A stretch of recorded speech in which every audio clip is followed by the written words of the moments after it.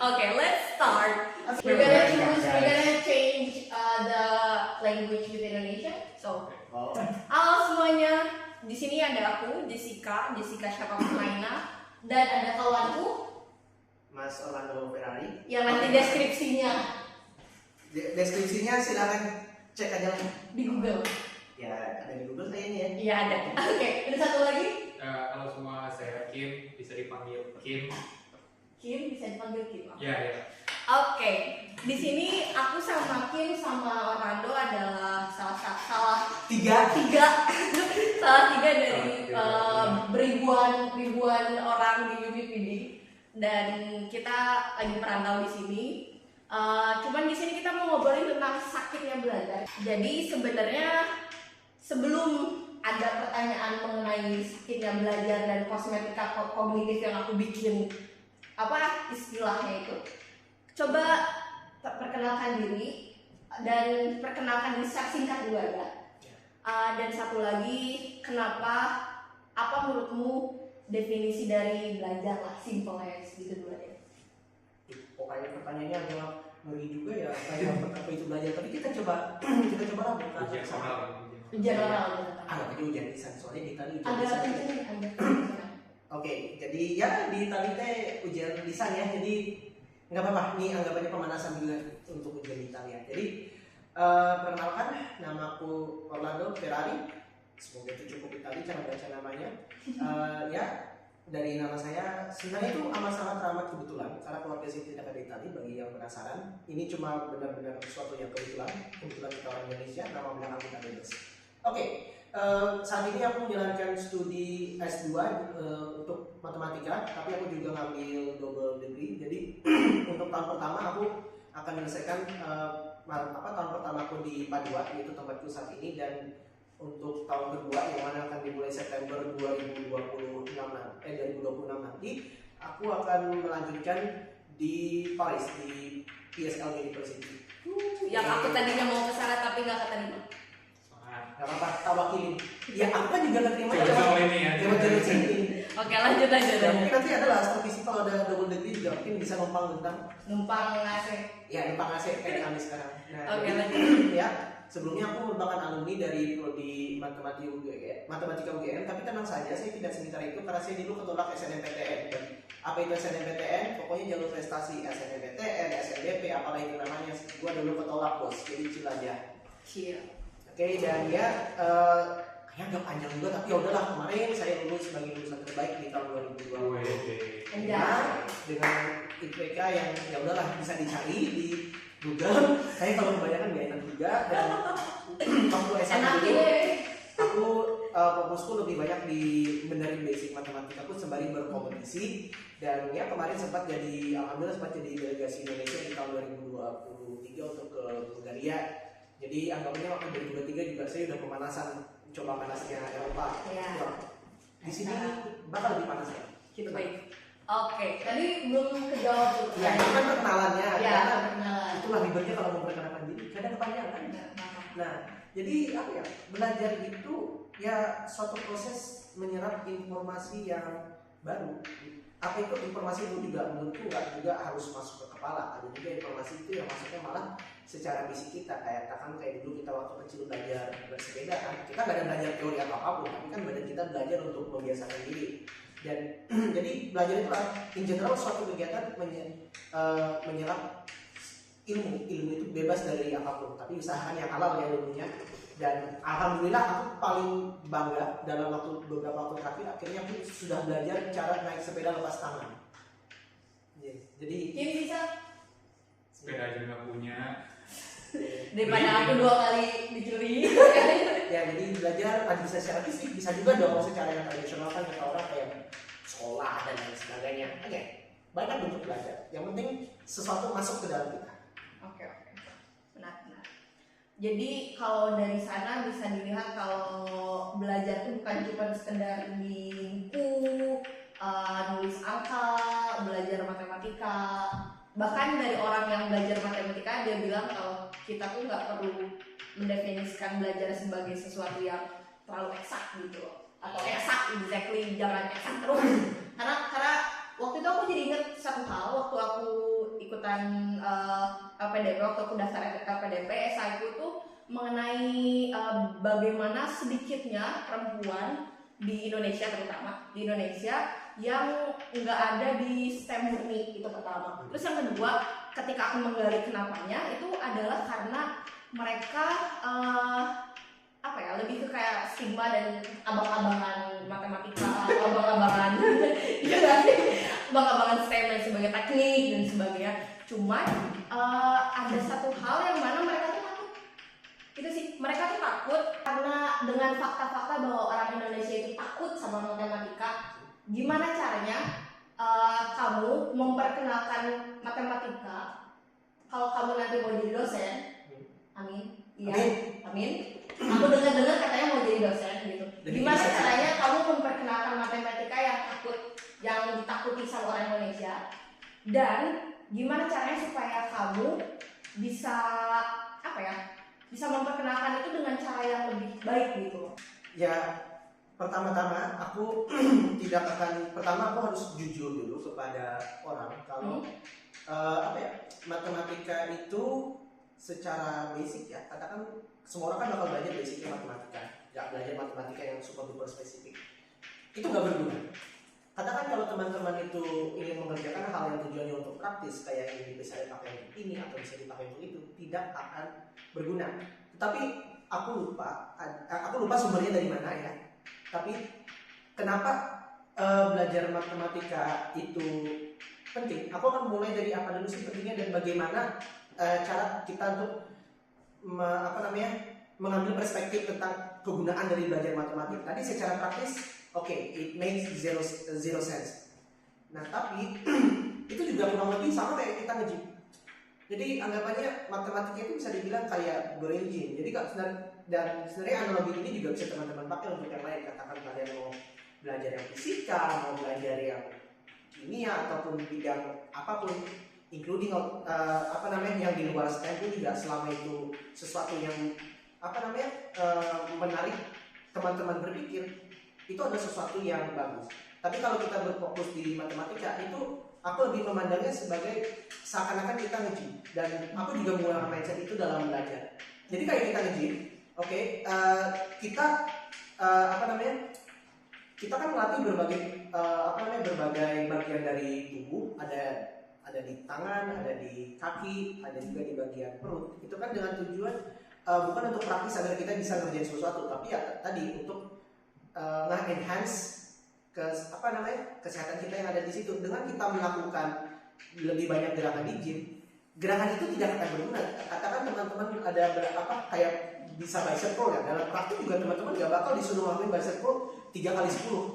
Tetapi dengan teman-teman bisa melakukan bicep curl itu, teman-teman punya tangan yang lebih kuat. Jadi ketika kalian menghadapi suatu tantangan yang memerlukan kekuatan dari tangan, kalian bisa melakukannya. Katakan jadi angkat barang yang cukup berat atau kalian melakukan sesuatu, itu adalah kegunaannya. Jadi jangan dilihat matematika dari kegunaannya. Kita belajar ini gunanya untuk apa? Itu tidak berguna. Tetapi itu berguna untuk kemampuan kita secara overall. Dengan semakin banyak kemampuan matematika yang kalian punya, bahkan menurutku ketika kita sudah punya apa yang basic yang ada di 12 tahun pendidikan matematika itu, dengan sedikit bumbu kreativitas teman-teman bisa bekerja ke sana sini. Salah satu contohnya adalah teman-teman ingin bekerja di ekonomi. Di ekonomi kan ada kalian punya garis yang kayak ada garis supply and demand. Ya pada dasarnya itu cuma garis linear aja. Garis linear kalian bikin sesuatu. Atau kalau kalian juga ingin melihat dalam praktik kan ada juga kalian harus melihat yang namanya statistik. Kalian melakukan banyak uji-uji itu. Ya itu kan sebenarnya cuma statistik. Kita tinggal mengumpulin data dan kita hitung rata-ratanya dan kita hitung variansinya dan lain sebagainya. Itu kan menggunakan kemampuan matematika. Jadi ketika kita sudah bisa mengerjakan basic ini, nanti hal-hal yang lebih advance itu bisa. Dan ini juga kenapa orang-orang tuh malah susah melakukan hal yang advance ketika kuliah, karena tadi basicnya nggak benar. Karena tadi belajar basicnya for the sake of applying it directly. Seharusnya basicnya for the sake of doing basics. Bahkan aku pun belajar matematika juga, aku mendedikasikan S1 pun tidak ke belajar topik yang spesifik banget. Aku nggak tahu topik yang cuma ada 3 orang yang tahu gitu. Nggak ada. Aku belajar benar-benar general dan aku ngobrolnya dari bottom top. Jadi Aku basic dulu, S2 aku lebih spesifik nanti, dan di S3 ketika aku mulai beraksi itu baru aku mengerjakan sesuatu yang mungkin spesifik banget gitu. Tapi tadi makanya caraku menghadapi pembelajaran matematika adalah ditakuti sama orang-orang gitu. Ya kurang lebih seperti itu. Nah, tetapi bagaimana sih? Itu kan tadi urgensi dari bermatematika ya, for the sake of being able to do everything. Percaya aja kalau teman-teman itu 12 tahun pendidikan di sekolah itu 12 tahun matematika lancar sampai basic kalkulus, pokoknya teman-teman kuliah matematika itu bukan kuliah matematika, make katakan teman-teman nanti lari ke ekonomi atau ke sosum kan banyak kayak uji data gitu. Gampang kok aslinya. Gampang kok aslinya. Beneran, bahkan ya aku nggak terlalu banyak makin uji statistik ya, tapi kalau disuruh paling ya 3 jam paham kok. Karena basicnya ada, bukan karena aku jago. Jadi perasaan takut itu bisa bisa diabaikan atau bisa dikenyahkan bahkan atau bisa dihilangkan dengan cara kita emang udah tahu basicnya, dan ketika kita udah jago, bukan cuma tahu tapi jago basicnya, kita bisa ngelakuin misalkan aku general relativity walaupun aku ngadarin dari tukur atau dengkulku agak gimana karena takut orang lihat. Kalau aku ngerti itu tuh beda, itu aku harusnya udah bisa secara nggak sadar untuk ngebenerin itu gitu. Aku paham sih gitu. Noti juga. Dan dan tadi kenapa matematika itu menyeramkan? Ya menurutku matematika itu menyeramkan ya karena orang-orang tadi kan basicnya aja belum benar. Bukti dulu kita bukannya pada senang waktu kecil dulu belajar matematika bisa kayak ngerjain tambah-tambahan dan lain sebagainya kan. Human nature-nya ada perasaan senang gitu. Karena kita tuh senang ketika kita bisa mengerjakannya. Dan tapi itulah kita akan sampai pada suatu blok di mana kita tuh harus memberikan effort agar kita bisa. Mungkin dulu waktu kita kecil effort yang cukup besar tuh ketika kita ingin menghafal tabel perkalian. Karena kan dulu kan kita tambah-tambah. Nah, ketika kita katakan belajar perkalian ya, ini caraku dulu belajar ya. Aku tidak memandang tabel perkalian itu sebagai sesuatu yang harus dihafal. Tapi aku berusaha waktu itu untuk memahami apa sih arti dari perkalian. Oh, 2 kali 8 kan tinggal nambahin 8 2 kali. Jadi aku ngelakuinnya berkali-kali, nanti aku terbiasa. Dan ternyata tabel perkalian itu ya kayak gitu aja. Jadi kita itu takut melakukan matematika karena kita nggak punya basicnya aja. Padahal kalau kita punya basicnya, ini buat teman-teman yang matematika, aku kayak melihat materi analisis real atau aku melihat materi kalkulus ya, aku akan bilang itu pengetahuan basic untuk aku karena aku sudah mengerjakan sesuatu yang sangat spesifik. Nah, untuk teman-teman yang merasa kalkulus itu susah karena belum punya fundamental yang baik. Jadi sesuatu tuh dari fundamental, dan itu memang salah satu permasalahan yang kalau katakan ingin kulebarin ya, itu sesuatu yang cukup bermasalah di Indonesia. Ya, karena di Indonesia kan tahu kita cara pembelajaran itu ya serah terima aja barang, dan bukannya kita harus benar-benar bisa memahami sesuatu benar-benar harus memahami, tapi kita disuruh ini ada rumus ini kayak silakan kayak gitu. Ini ada tabel perkalian silakan dihafalin. Ini pembagian tuh kayak gini. Aljabar itu simbolnya pokoknya kayak gini. Karena sesuatu. Ya, karena ya karena kita terlalu diberi dogma kalau ini ada rumusnya, ini ada caranya tinggal ditempel. Itu yang membuat matematika itu susah. Karena menurutku matematika itu adalah seni kita berpikir. Bahkan minggu lalu ketika aku ujian, aku melihat kayak orang-orang lain itu ketika mereka ujian, mereka itu menghafal teorema, menghafal statement, menghafal bukti dari sesuatu. Dan aku waktu itu dengan blatantly aku bilang ke dosennya, Pak, saya nggak hafal buktinya Pak, tapi saya bisa direct-nya Pak, gampang kok. Ya udah tak tulis aja karena memang tugasnya kayak di write. Maksudnya aku waktu itu ngasih caution ke bapaknya karena saya tidak akan menggunakan cara yang dipraktikkan di kelas. Karena saya juga punya style saya sendiri. Nah, kalau teman-teman tadi ada basic, ya teman-teman bisa ngedevelop style kalian sendiri. Dengan style kalian mengerjakan sesuatu dengan caranya kalian, pasti bisa nanti enjoy. Karena setiap orang punya stylenya sendiri. Bahkan aku pernah diskusi dengan dosen, ternyata styleku dengan style dosen itu sangat berbeda. Tapi kata dosenku, ya nggak masalah, yang penting kan benar. Jadi begitu teman-teman. Prosesnya masih bisa beda, tapi hasilnya masih sama. Ya, everything starts from the basics. Pertanyaan sebelum kita lanjut ke Kim, aku mau nanya. Tadi ada dimension soal menghafal teorema lah, menghafal caranya gimana lah, atau yang mananya itulah. Kalau menurutku itu jadi salah satu jalan pintas, which is jujur waktu GR kemarin aku menghafal juga, which is salah, which is that's why I'm fail about that. Tapi juga ketika dipikir-pikir kita nggak punya waktu yang lama buat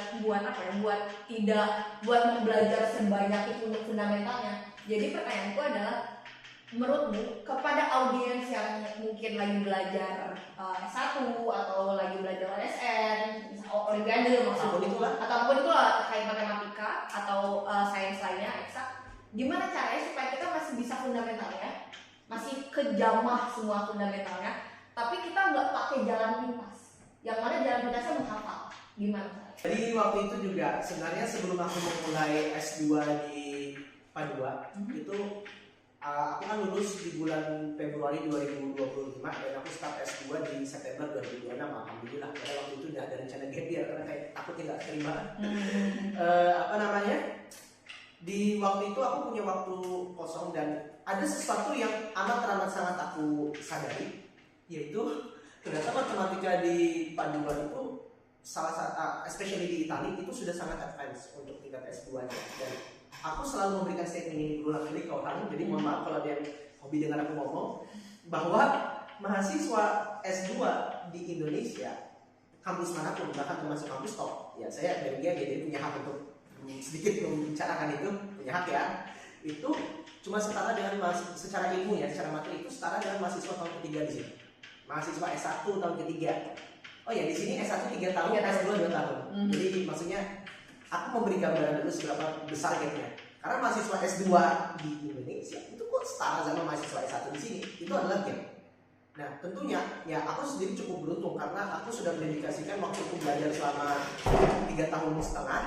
Ya, karena ada oleh juga sih, jadi aku kepaksa belajar lebih. Jadi gapku nggak selebar gap orang kebanyakan. Tapi aku tahu, aku tetap punya tim.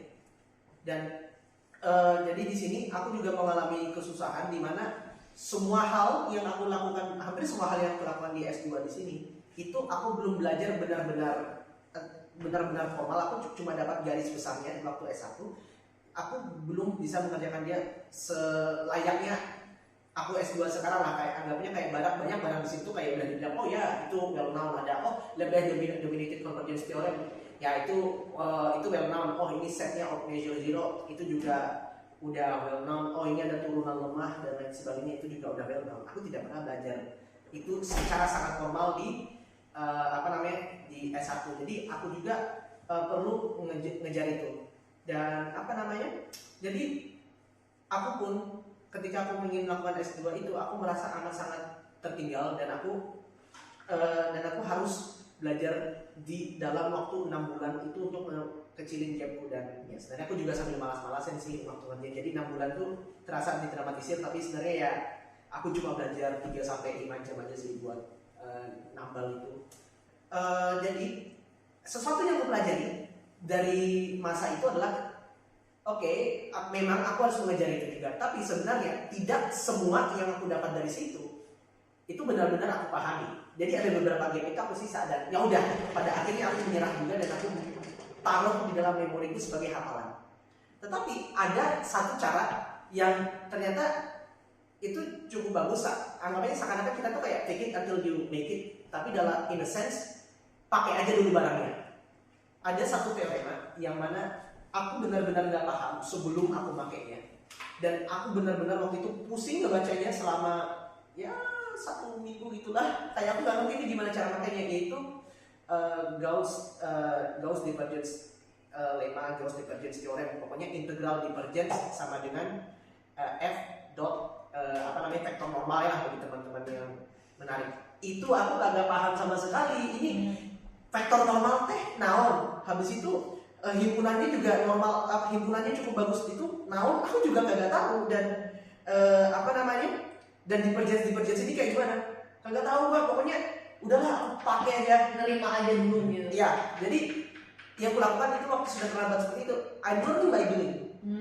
Jadi benar-benar aku pakai terus. Dan at some point ketika aku sudah comfortable waktu makainya, baru aku cek detailnya. Oke, got it. Ya, jadi benar-benar learning by using it. Oke. Dan waktu itu juga aku ada belajar geometri diferensial. Ada 2 teorema yang mana aku pernah baca tapi aku belum comfortable. Namanya implicit function theorem sama inverse function theorem. Intinya inverse function theorem, teman-teman punya matriks turunannya pokoknya Jacobiannya tidak nol, punya inverse lokal. Implicit function theorem determinannya juga tidak nol. In a sense kita bisa punya fungsi yang bisa menyelesaikannya secara implisit. Aku kagak paham ini 2 teorema. Sebelum aku pakai, waktu aku baca, ini itu. Kagak paham aku sama sekali. Buktinya juga aku baca kagak paham. Tapi habis dipakai, lah ya juga deh. Latihan berarti. Ya, jadi benar-benar kalau udah terlambat, learning by doing. Oke, latihan lah ya. Ya, gampang. pakai aja dulu dan Pakai aja dulu lah. pakai aja dulu. Pokoknya percaya aja dulu. Kalau ditanya gimana, percaya aja udah Pak. Karena nggak semua bisa kita buktikan pada saat kita belum ngerti gitu. Iya, Ya, sama. Ada Makanya fake it till you make it tuh kayak gitu maksudnya. Iya, pokoknya udah pakai aja dulu. Oke, guys. Kalau ditanya juga, ya udah nyerah aja sih kalau udah ditanya ya waktu ujian lisan. Tapi biasanya waktu di ujian gak ada ditanyain sih kayak gitu. Ya jadi kayak aku juga, karena kan kamu ngerjain PDI ya, sedikit cerita lagi. Udah telat ya kalau mau dipelajari, tapi kalau ada waktu senggang, nanti lihat aja kalau udah bisa pakai toolsnya. Oh iya, gampang juga ya. Masih ada. Karena pada akhirnya itu malah jadi apa ya? Latihan buat kita itu pertama. Terus yang kedua melatih kita untuk gimana kita punya sense dalam matematika itu sendiri. Oke, sekarang mau lanjut ke Kim. Halo. Tadi halo dulu. Halo. Dari tadi serius nih. Kim, perkenalkan dulu ya, diri dulu aja deh lah. Oke. Udah kayak Kabaliut kayak gitu. Apaan Kabaliut? Kabaliut? Kabaliut tuh never mind. You can Iya. search it. Parah. Perkenalkan diri dulu. Oke, nama udah. Kim apa? Oh, nama lengkapnya juga nih. Oke, nama lengkapnya Kim Edward Witononi. Aslinya lahir di Kupang, Nusa Tenggara Timur. S1-nya di Enggak sih, aku sekali makan tengah ya. Yang mana? Oh, oke, nggak apa-apa. Kami bukan Jawa. Dan asal kami bukan Jawa. Aku Sunda bukan Jawa. Garut. Oke, lanjut. Oke, habis itu SMA di Salatiga, kuliahnya di Tangerang di IPH, jurusan S1-nya Hubungan Internasional. Tapi PH loh, kan? Iya, Hubungan internasional. Hubungan Internasional. Sekarang di Padua, lagi ambil S2 di studi hak asasi manusia, human rights. Tapi nanti rencananya mau ambil double degree juga di Polandia di Double degree atau Erasmus plus? double degree juga. GG, jadi salah double degree guys. Double degree di jurusan hubungan internasional juga Anja. di Polandia. Jadi masih linear lah, karena nggak tahu kenapa di Indonesia kamu jurusan-jurusan harus linear dari S1 S2 kalau mau masuk S3. Menarik tuh, menarik. Saya dapatnya dari semua orang sih kayak gitu. Kalau mau sampai S3, mau sampai profesor, lebih baik sih linear aja. Menarik tuh, tapi kita belum mau bahas itu ya. Udah lah, itu bahasa itu bahasa birokrasi. Birokrasi Nanti aja nanti. Aku mau nanya gitu, tadi menarik dari kata Orlando kalau sebenarnya ada irisan juga sama pendidikan mengenai bagaimana caranya mengajar matematika atau sebagai, atau bahkan kamu kan dulu ngajar sejarah ya, Ya. ngajar sejarah, ngajar debat dan sebagainya. Nah, yang mau aku tanya ini sebagai seseorang yang belajar sosum, yang mana sangat nggak sangat juga sih, agak beda lah ya sama kita ya, agak beda gitu. Aku mau nanya, menurutmu pertama pertanyaannya sama Orlando, apa itu belajar buat kamu itu pertama? Terus yang kedua, bagi kamu belajar itu menyakitkan nggak? Itu dulu. Oke. Langsung berat ya. Itu pertanyaannya Apa baru. itu arti belajar? Apa itu arti belajar? Buat kamu. Kalau secara personal ya, apa itu arti belajar? Belajar itu pada dasarnya mencari tahu. Ingin mencari tahu, mencari informasi, ingin menjawab pertanyaan yang dari diri sendiri atau dari orang lain. Itu nomor satu. Dan Itu kalau boleh kenceng aja. Suaranya boleh. Oke. Jadi kalau misalnya, kencang maksudnya lebih besar. Gitu. Kalau kencang kan lebih cepat. Gitu. Kenceng. Oke. Udah.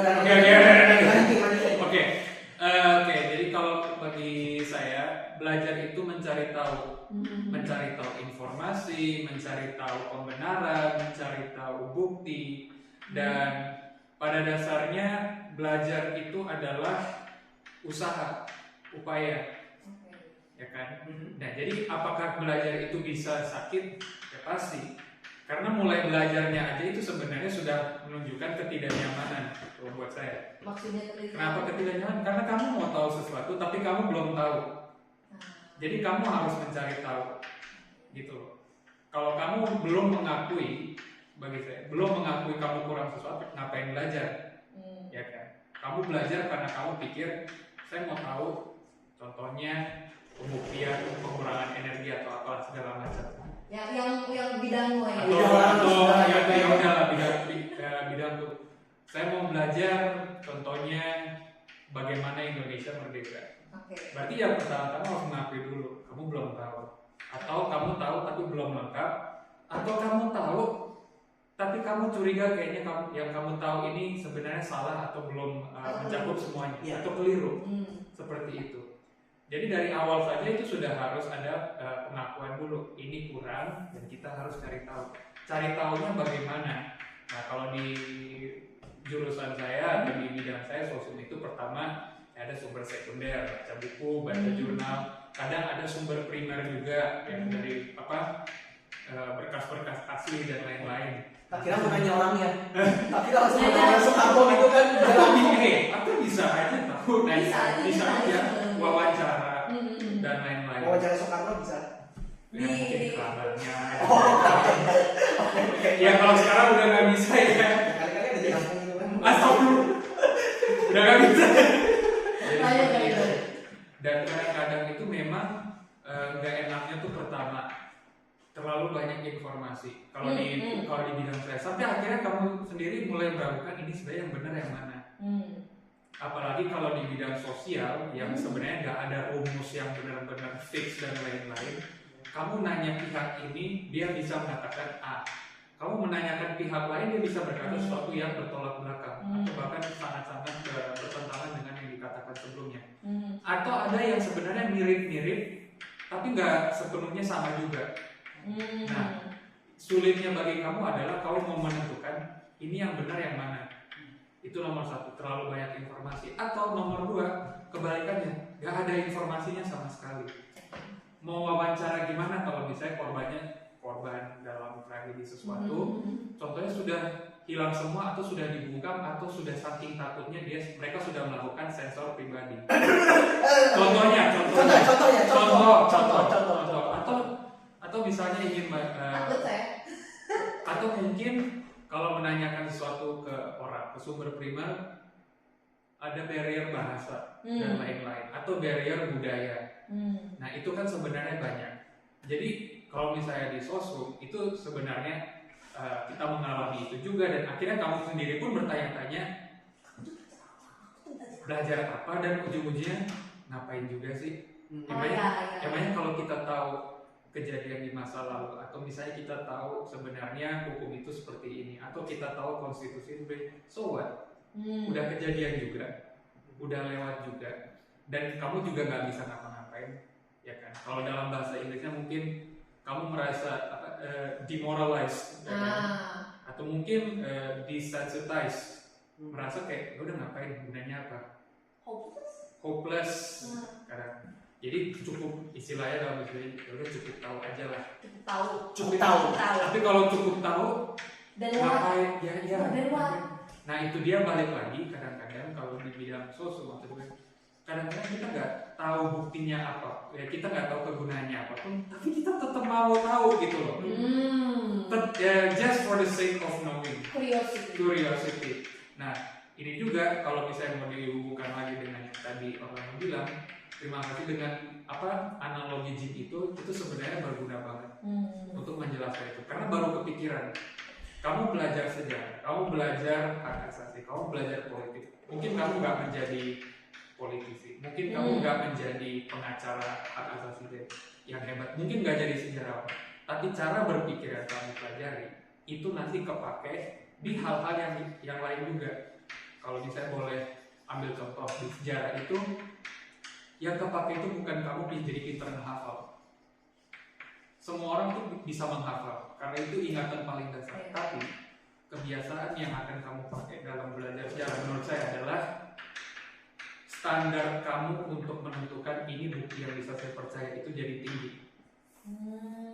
Karena sejarah itu adalah cara mengajar kamu untuk mengumpulkan bukti-bukti di masa lalu, memilahnya mana yang bagus, mana yang enggak, sebelum akhirnya kamu mengambil kesimpulan atau untuk membuat argumen. Contohnya, lu nggak masuk kuliah sehari, ya kan? Besoknya kamu tanya teman kamu, kemarin ada apa? Terus dia bilang, kemarin ada tawuran. Pertanyaan berikutnya kamu apa? Di mana? Di mana? Di kamar mandi. Siapa yang lain? Dosen. Sama siapa? Sama lu? Nah, kan kamu tanya-tanya terus. Tapi ujung-ujungnya pasti kamu tanya buktinya mana? Mana buktinya? Oke, saya ngerti. Inside jokes, bagaimana silakan. Nah, kalau misalnya dia bilang, udah lu percaya gue aja, kenapa sih? Mana buktinya? Orang yang mungkin nggak terlalu belajar sejarah atau apa, dia gampang percaya. Dia bisa bilang, oh ya kemarin ada tawuran, kamu tahu dari mana? Oh itu teman saya barusan bilang. Nah, itu baru contoh kecil. Kalau contoh besar, kalau misalnya berbicara soal negara dan lain-lain, kalau misalnya berbicara soal peradaban lah, bagaimana kita bisa tahu buktinya sesuatu itu bagaimana? Kayak begitu, ya kan? Kalau misalnya suatu saat dibilangin begini, Belanda tuh sebenarnya baik kok bagi Indonesia. Agak kencengin gitu. Oke. Belanda tadi apa? Oke, Jepang itu sebenarnya baik kok ke Indonesia. Buktinya apa? Nih foto-foto bangunan-bangunan yang bagus karena ada Jepang. Apakah foto itu cukup untuk jadi bukti? Kan belum tentu. Nah itu kalau kamu tidak dibiasakan mencari tahu sendiri, mengumpulkan bukti, itu akan berbahaya. Nah berbahayanya apa? Kalau misalnya boleh panjang dikit ya. Kan biasanya kalau di sosum itu suka dibilang, ngapain sih belajar ini, kan itu cuma hafalan, baca buku doang kan, seperti itu. Kalau misalnya saya bilangnya begini, kamu mungkin nggak perlu harus kuliah sosum, mungkin kamu nggak harus ambil jurusan filsafat atau lain-lain, tapi setidaknya lu harus biasakan belajar atau baca itu. Kamu The basics. Oke, kamu harus biasakan itu. Kenapa? Kalau bukan kamu yang belajar, orang lain yang akan belajar buat kamu. Saya bukan orang teknik, saya nggak bangun bangunan ini. Orang lain yang teknik sipil, mereka yang desain, mereka yang bangun, dan saya hanya menerima aja. Kalau misalnya mereka bilang, oke, bangunan ini jelek, kamu harus pergi, saya nggak bisa berargumen. Karena saya nggak ngerti apa-apa kan. Sama juga dengan sejarah, sama juga dengan filsafat. Kalau kamu nggak belajar, orang lain yang belajar buat kamu. Kamu itu nggak usah ngeluh. Kamu itu nggak, contohnya, kalau dulu mau ditarik zamannya penjajahan atau zamannya apa, kamu nggak perlu ngeluh. Semua itu baik-baik saja. Kamu tuh lagi nggak dijajah, kami tuh lagi ngebantu kamu loh. Kalau kamu nggak belajar, ya kamu nggak bisa lawan. Kamu nggak bisa nolak. Kamu itu miskin bukan karena pemerintahan itu. Contoh ya, bukan karena kebijakan ekonomi ini keliru, tapi karena kamu malas. Kalau kamu tidak mengerti ekonomi, kamu tidak mengerti apa, terima aja. Karena orang lain yang pelajari buat kamu, gitu kan. Kalau kamu nggak belajar sejarah dan orang lain yang bilang, masa lalu kamu itu sebenarnya seperti ini. Kamu sudah berarti pemalas. Kamu Kalimantan, berarti kamu banyak pakai dukun. Kan stereotip. Kamu nggak belajar sejarah, kamu nggak belajar itu tuh stereotip kata-katanya penjajah doang yang cuma datang mengamati lalu mereka tulis, mereka meromantisasi segala macam. Dan karena kamu tidak mengerti itu, ya kamu terima-terima aja. Jadi bagi saya, ya sakit ya kalau misalnya belajar dan akhirnya tahu, tapi akhirnya kamu merasa tidak mengerti apa-apa. Tapi ya kamu harus tahu, kamu tetap harus tahu meskipun kamu dengan pengetahuan bahwa apa yang kamu tahu mungkin belum cukup untuk mengubah sesuatu untuk menjadi hal yang baik.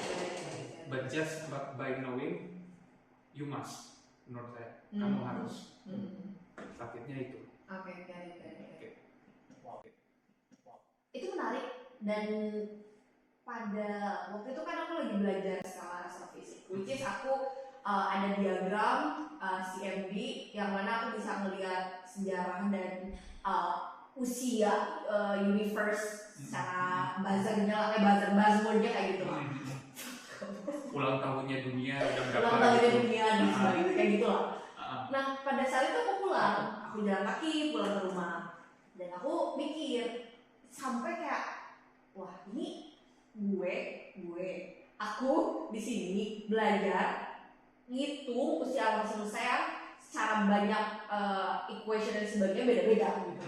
Yang mana di Indo orang-orang nggak ngerti ya, lebih ke ignorant kalau sebenarnya bumi itu nggak datar, atau di ignorant to the point of kayak gue nggak peduli mau bumi datar, mau bumi spherical, mau bumi apa segala macam gitu. Sedangkan aku gitu kayak belajar ini sampai gila-gilaan gitu.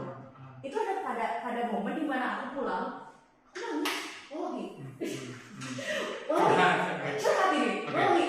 nangis to the point of kayak, oh my god, anjing, sorry. Ini gue belajar ini dan gue sakit banget karena kenyataannya gapnya gede banget.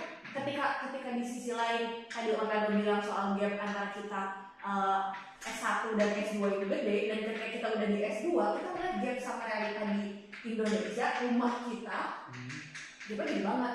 Nah aku gak akan meromantisasi ini, cuman yang mau aku tanyain ke Kim sebagai seseorang yang mengerti lah soal hubungan internasional, gimana belajar di sini di Itali dan di Indo dan sebagainya. Kamu secara personal ketika kamu menjelaskan tentang sakitnya belajar itu, implementasi kamu, ini bahasnya pemerintah banget ya, tapi lebih kayak kamu sebagai seseorang yang emang bertanggung jawab. As in, kalau aku kan bertanggung jawab LPDP gitu, bertanggung jawab harus ke Indo, mengabdi, which is emang salah satu apa ya, perjanjian darat lah kalau kata aku sama temanku gitu. Ya perjanjian darat gitu. Tapi itu benar-benar jadi sesuatu yang beban moral buat aku. Tapi kalau misalkan sebagai seorang yang emang kamu belajar dan kamu belajar mengenai sakitnya negara karena negara kayak gini, dan kamu nggak bisa apa-apa, which is kayak kamu cuma satu orang, kamu ada rencana, I don't know, what are you thinking about that? Kalau untuk rencana yang not like personally, like kamu aku akan membangun sebuah think tank, enggak, lebih ke kayak kamu secara personal ini nggak sih ngerasa beban, dan setelah ngerasa beban kamu ngerasa hopeless, atau kamu ngerasa malah pengen untuk bangsa Indonesia gitu, atau gimana gitu? Oke, ini kayaknya pertanyaan dari jawaban sebelumnya. Oke. Kayak gue juga harus ikut ngejawab. Iya. Oke. Apakah pernah merasa sedikit hopeless atau frustrasi lah ya? Iya. Pasti, siapa sih yang enggak gitu kan. Tapi kalau misalnya dari sudut pandang saya ya, yang belajar yang bidang-bidang tadi, sedikit lebih kalem. Sedikit lebih kalem setelah belajar di sini.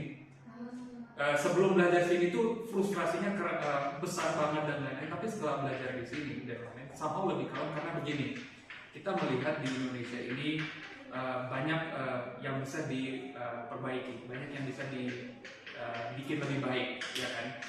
Banyak sekali ruang untuk peningkatan, room for improvement, ya kan? Dan kadang-kadang ketika itu tidak tercapai, atau tidak sesuai ekspektasi kita kecewa, kita merasa ini kayak lebih susah. Nah, setelah saya datang ke sini, saya ketemu orang dari Italia, dari Rusia, dari dari Afrika, dari Brazil, dari berbagai macam tempat dan lain-lain. Mereka juga share dengan kondisi negara mereka dan lain-lain. Justru saya jadi merasa kalem karena bukan kita doang loh. Itu jadi merasa lebih kalemnya itu seperti itu. Point of view-nya jadi lebih luas. Bahwa sebenarnya ini bukan this isn't Indonesian thing, it's humanity thing. Kayak semua kemanusiaan itu juga sebenarnya lagi berjuang kayak gitu. Jadi contohnya gini, waktu itu ya, contohnya disamperin sama teman-teman dari Brazil, dia bilang, kamu ada pahlawan nasional baru ya gitu. Wah iya sih, tapi masih ada perdebatan panjang. Nah, di kita juga kayak gitu kok. Bahkan ada lebih parahnya lagi seperti gitu. Jadi yang namanya manusia kan, kalau misalnya lagi stres, ketemu orang yang sesama stres, puji Tuhan, bukan kita doang gitu kan. Trauma dumping jadinya kan seperti itu. Nah, kedua, belajar sesuatu yang lebih dalam, bahkan mungkin sesuatu yang lebih tidak populer lagi. Bahkan di sini itu yang kagetnya adalah teman-teman dari Italia dan lain-lain itu, mereka kalau membahas soal sejarah mereka lebih banyak membahas yang buruk-buruknya. Sampai bingung juga tuh. Sampai yang ada kan kayak, kok aku yang bahkan kayak sedikit membela mereka ya kan rumit waktu itu. Enggak, emang pemerintahan kita seperti itu. Nah, akhirnya mencari tahu lebih dalam lagi, dan saya juga tahu bahwa standar kita itu tinggi kan, apalagi soal yang belajar dan lain-lain. Hak asasi manusia itu ya harus adil, pemerintahan yang bersih itu harus seperti ini. Setelah saya pelajari lebih dalam, standar ini tuh hal yang baru. Ini sesuatu yang bukan sesuatu yang istilahnya tua lah. Ini baru sesuatu, kalau kurang lebih ini baru menjadi aspirasi seluruh negara dunia. Boleh bahas sejarah dikit ya? Boleh. Itu setelah Perang Dunia Kedua. Setelah udah jutaan orang yang meninggal, udah banyak yang pedih, baru orang-orang pada ternyata kami itu penting ya. Oh ternyata pemerintahan itu gak boleh macem-macem juga ya. Ternyata jadinya kayak begini. Baru nyadar gitu. Kasarnya baru sadar gitu. Tapi belum langsung setara. Karena contohnya yang paling sering dijadiin bahan omongan lah, HAM itu ini hanya contoh ya, ternyata populer banget di Indonesia. HAM itu tuh produk barat gitu kan, tidak antek asing lah, atau tidak sesuai dengan nilai-nilai Pancasila itu. Tapi setelah belajar enggak juga loh. Justru negara-negara barat itu ketika muncul wacana hak asasi manusia, mereka justru yang paling ragu. Maksudnya? Mereka tuh ragu-ragu untuk menekan semua negara harus mengakui HAM. Jadi mereka itu istilahnya apa ya? Main aman gitu loh. Oke, hak asasi manusia. Contohnya gini nih. Dulu itu aspirasinya adalah hak asasi manusia harus menjadi hukum internasional. Tapi ternyata setelah di berbagai proses negosiasi, mereka akhirnya jadinya cuma declaration dulu aja, deklarasi dulu saja sampai waktu yang ditentukan nanti. Jadi supaya tidak mengikat gitu loh. Karena mereka tahu kalau misalnya ini dijadikan standar ke seluruh dunia, kita semua ini tangannya berdarah semua. Orang kita yang menjadi orang-orang ini, gitu kan? Nah, justru yang menekan hak asasi manusia, yang paling getol hak asasi manusia itu standarnya ditinggi-tinggikan, itu dari Amerika Latin, dari Asia, dari Afrika. Mereka yang mendorong itu. Yang dari Eropa, yang dari Amerika itu justru maunya main aman. Contohnya, salah satunya dari banyak hal. Contoh yang paling spesifik deh, kebebasan beragama. Mereka mau kebebasan beragama itu ada, tapi mereka hanya mau itu ada supaya mereka bisa main-main dengan Blok Timur yang notabene komunis, supaya mereka bisa cari kesalahannya.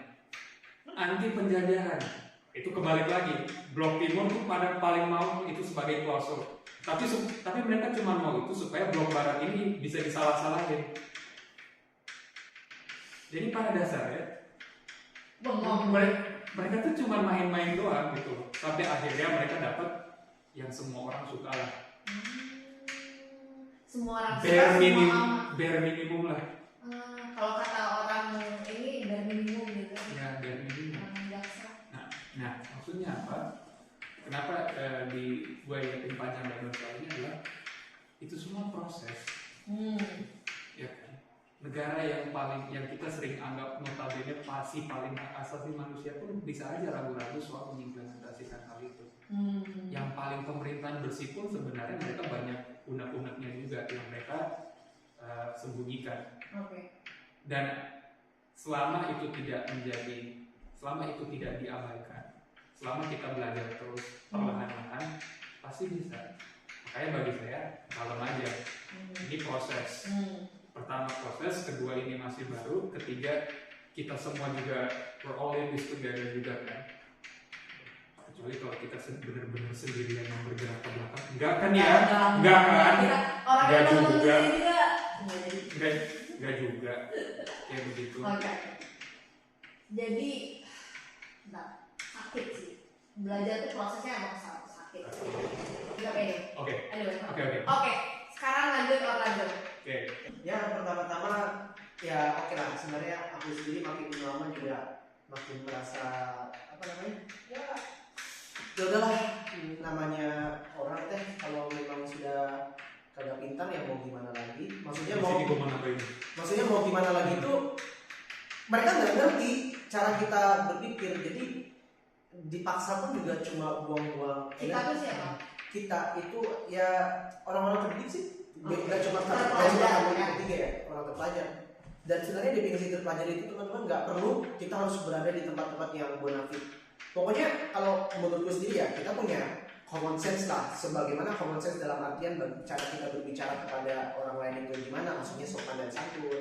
Habis itu bagaimana cara kita ya berpendapat dan pokoknya melakukan apapun yang bisa dibilang secara moral itu masih bisa diterima lah. Contoh yang tidak diterima seperti apa, kayak katakan aku lagi S2 tiba-tiba dibilang, ih kenapa kamu gak kerja malah langsung S2 lalalala, tiba-tiba banget, ih kamu kok langsung S2 mending kerja deh, ini anak aku sekarang udah kerja di perusahaan XYZ dengan gaji 39 juta, tiba-tiba banget.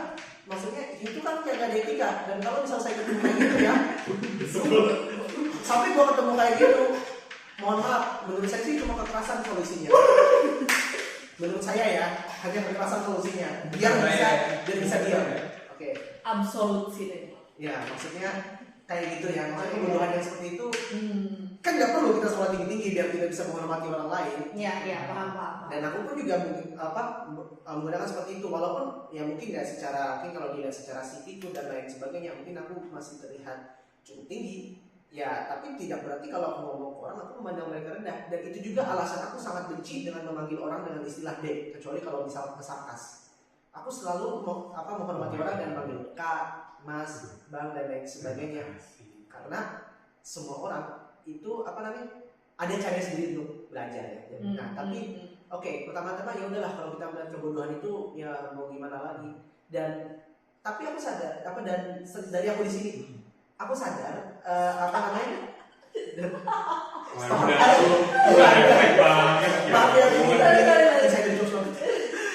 aku sadar bahwa yang bisa ada satu hal sebenarnya yang bisa aku lakukan, yaitu tapi aku sadar juga kalau yang melakukan ini tidak bisa aku lakukan dalam skala besar untuk saat ini. Katakan untuk generasi aku belum bisa membuat semua orang mengerjakan apa yang aku tuju. Jadi saat ini kegiatanku adalah bagi mereka yang katakan memiliki mimpi untuk Excel di bidang, katakan aku seperti aku ya Excel di matematika.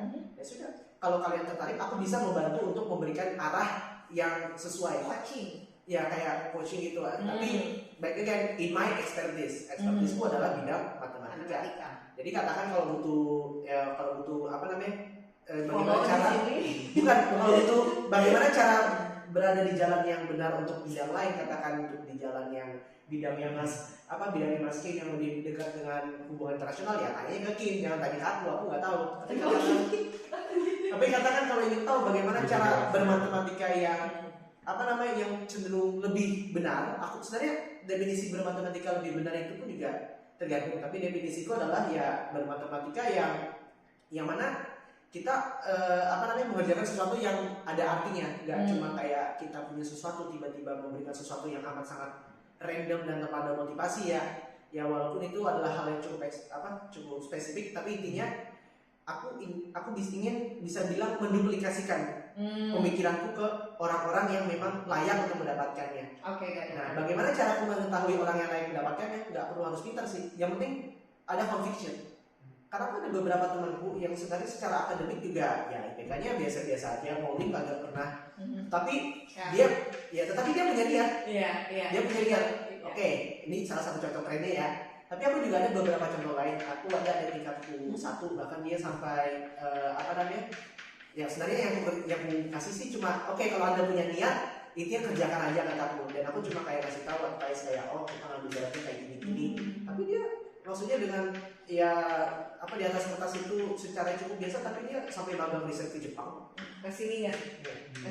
Tahan banting. Ya, pokoknya harus punya resilience dan memang siap untuk menerima itu. Dan jadi itulah yang aku lakukan, yang menduplikasikan apa yang aku pikirkan kepada orang-orang yang layak mendapatkannya. Karena kan aku nggak bisa kayak langsung mengubah kurikulum matematika Indonesia. Ubah dengan diberikan di Kalimantan, di Kupang. Bahkan di tempatku sendiri di matematika itu gapnya lebih jauh dari Jawa.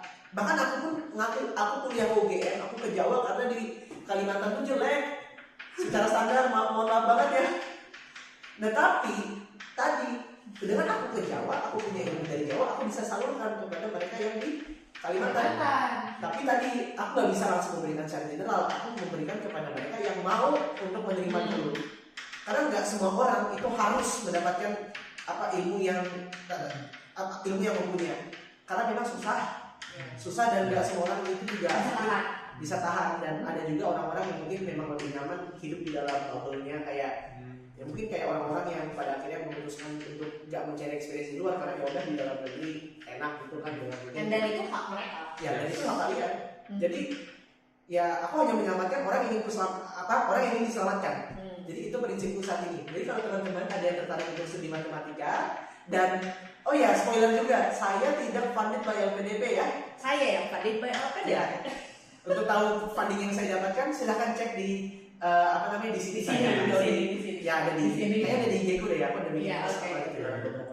Jadi itu yang aku lakukan dan alhamdulillah ada beberapa orang yang datang. Tapi kan dari aku membantu katakan 3 orang aja aku bantu, kan 3 orang itu bisa punya 3 kenalan lain. Yang mana dia branch ke yang lain. Karena ada secara eksponensial tadi. Karena aku sendiri, I don't have the power to do so. Dan aku juga punya kayak circle sendirilah. Ada namanya kayak komunitas buka gereja. Sebenarnya itu kegiatan buka paper sih, tapi jadi tempat buat melakukan banyak hal. Di situ juga aku mendapatkan advice bagaimana cara aku mencari S2 yang baik dan benar. Bahkan aku pun bisa kuliah di PA 2 itu dengan advice dari teman-temanku. Aku juga dapat beasiswa juga dengan tim, sedikit advice apa yang harus aku kerjakan juga ya dari mereka. Advice bagaimana cara melakukan matematika yang baik juga dari mereka. Jadi ilmu yang aku dapatkan ini juga bukan ilmuku sendiri, tapi ilmu turunan dari orang. Dan ya udah. Jadi tadi kan ya dengan adanya tadi chain of thoughts itu ya dia bakal ya makin menyebar kayak ada sanatnya gitulah jadinya. Sangat. Iya. Oh gitu kan. Ya, jadi itulah harapan yang ingin aku buat. Bukan sosialisasi di sana tuh runutan rawi. Iya, pokoknya ada urunannya. Dari aku juga ilmu yang aku dapatkan ada dari sanat keilmuan. Nanti kamu bisa ya apalagi kayak di ilmu ya rantai gitu ya. Itu menarik soalnya aku merasa kalau saran atau solusi yang ditawarkan Onjo ada dari pemerintah menurutku. Solusi yang ditawarkan Orlando itu sebenarnya bisa dirangkum satu kata, kolektif.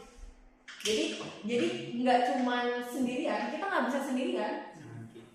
Jangan gatekeep, kedua kita ya sudah tahu dan sudah kena pahitnya. Jangan cuma di peluk sama sendiri dan merasa paling besar. Enggak. Kita tuh bangsa yang besar. Memang kita bangsa yang besar, serius. Penduduknya banyak, lingkungannya gede. apalagi yang gede. Ya cuma kita memang harus memanfaatkan Iya. ya. Yang gede kepalanya mana? Jangan gitu. Ya. Karena aku bilang benar. Aku Besar kepala dong ya. Enggak ada, aku enggak sombong itu. Enggak. Tapi memang ada sombong. Tapi gini. Gini. Pada akhir ya, ini kita sampai di akhir ya. Kita mau nambahin dulu nggak tadi? Sok banget. Enggak sih, cuman kayak soal harapan-harapan kayak dari berbagi terus istilahnya apa tadi? Dari coaching dan lain-lain itu sebenarnya jangan diremehin dulu. Karena kamu nggak pernah tahu itu sampai menjalan sampai seberapa banyak dan lain-lain, ya kan? Jadi dan kamu ngomong kayak gitu, pengalaman gue ya sebagai guru sejarah, aku baru ingat Indonesia itu sebenarnya juga nggak bisa diremehin. Kenapa? Coba deh. Ini jadi keinget salah satu materi sejarah lagi ya. Belanda itu jajah kita selama ratusan tahun. Baru bangun sekolah itu tahun 1900-an atau 1800-an akhir. Istilahnya baru dekat-dekat aja baru mereka bilang udahlah kasih deh orang-orang buku kasih guru. Dan begitu kita mengecap pendidikan itu, satu generasi aja langsung merdeka. Bahkan less than one generation. Dan itu investasi terbesar itu pendidikan. Investasi terbesar adalah pendidikan. Tapi nggak ada bandingan apa-apa. Tapi investasi terbesar adalah pendidikan. No, nggak ada. Jangan kita panjangin kalimatnya. Lo nggak di. Jangan kita panjangin kita. Intinya adalah investasi terbesar adalah pendidikan dan jangan disimpan sendiri-sendiri, dibagi-bagi. Gue nggak akan buka ini lagi ya. Ini udah cukup. Ya, itu aja. Ya. Pada akhirnya apa? Pada akhir. Thank you. Kasih. Hai. Hai. Anda hampir aja nyambung.